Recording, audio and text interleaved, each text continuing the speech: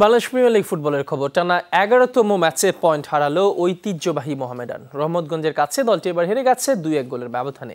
এই পরাজয়ে ১২ ম্যাচে মাত্র ৬ পয়েন্ট নিয়ে টেবিলের ১১ নম্বরে থেকে লিগের প্রথম পর্ব শেষ করল মতিঝিল পাড়ার দলটি। দিনের অপর ম্যাচে অবশ্য মুক্তিযোদ্ধা সংসদকে ২-০ গোলে হারিয়ে দিয়েছে সাইফ স্পোর্টিং ক্লাব।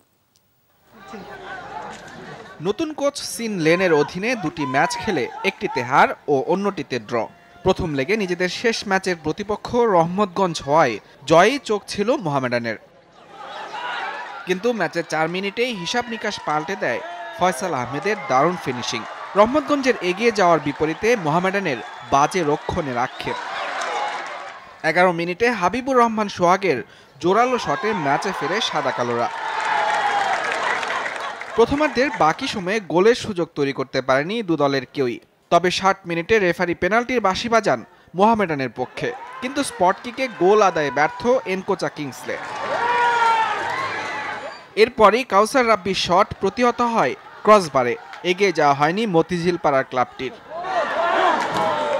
বিপরীতে দারুণ এক হেডে রহমতগঞ্জের জয় নিশ্চিত করেন দলের পরীক্ষিত ফুটবলার সিও জোনাপিও।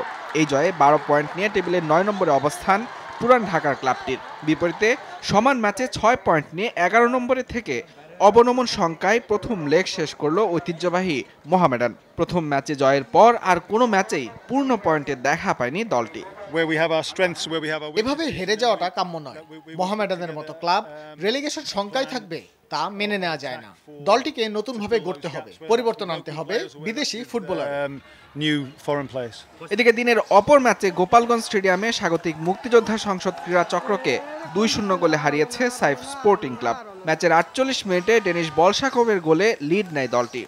মিনিট ৪ মাথায় জাবেদ খান গোল করলে সহজ জয়ে মাঠ ছাড়ে সাইফ স্পোর্টিং।